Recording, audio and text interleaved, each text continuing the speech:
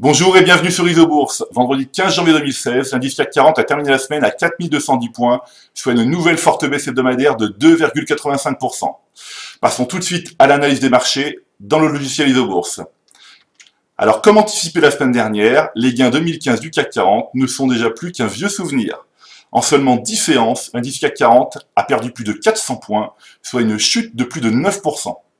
Alors, comme nous pouvons le constater, les courbes de pression isobourse du CAC 40 sont toujours baissières à court et moyen terme. Donc ici, en hebdomadaire, la courbe de pression 5 semaines évolue toujours au-dessous de la courbe de pression 20 semaines. Et en mensuel, donc à moyen terme, la courbe de pression 5 mois évolue toujours au-dessous de la courbe de pression 20 mois. Alors cette semaine, jetons également un œil au graphique de l'indice américain S&P 500, donc l'indice américain majeur qui fait généralement office de baromètre de l'économie mondiale. Pour ce faire, nous avons ouvert le graphique trimestriel, donc long terme de l'indice S&P 500. Alors certes, nous ne sommes qu'au tout début du premier trimestre 2016, mais un croisement baissier des courbes de pression 5 et 20 trimestres est en formation.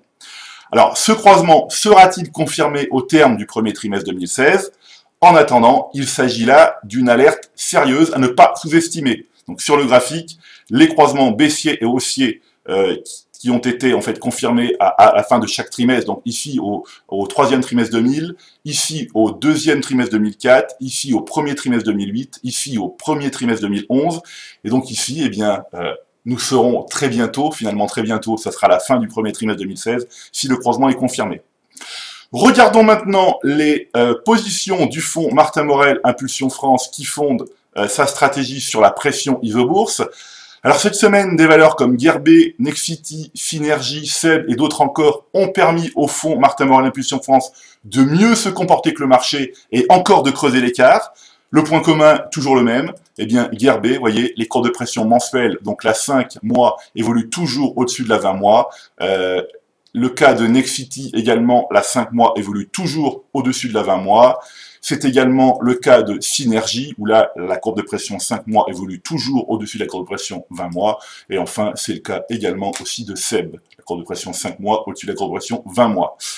Alors, en revanche, si on jette un œil aux plus fortes baisses des valeurs du fonds cette semaine, eh bien, les jours sont comptés pour Société Générale, Ipsen et Korian. Pourquoi ?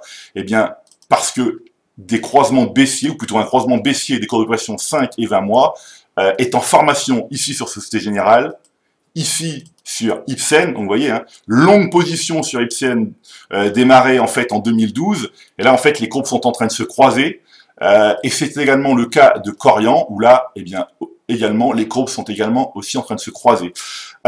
Attention, ce sont des croisements mensuels, et qui nécessitent d'être confirmés à la fin du mois de janvier. Alors, sans surprise, si on jette maintenant un œil aux plus fortes baisses des valeurs du SBF 120, eh bien, on retrouve encore et toujours les mêmes valeurs, CGG, Vallourec, DBV Technologies, Saft, Adocia. Alors, CGG, qui a baissé de 28%, enfin 28,5% cette semaine, le cours est corrigé de l'augmentation de capital. Donc si on jette un œil à CGG, donc vous voyez, hein, les cours de pression de CGG sont baissières déjà depuis de nombreux mois.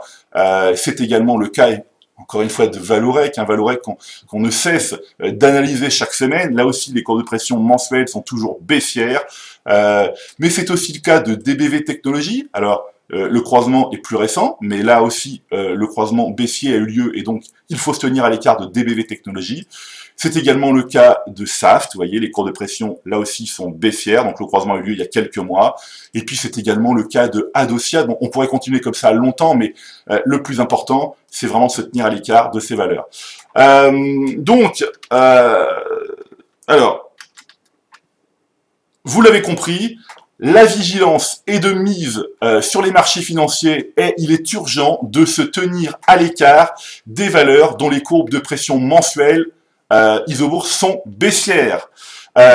Il n'est pas trop tard pour faire le point sur vos valeurs en portefeuille avec Isobourse.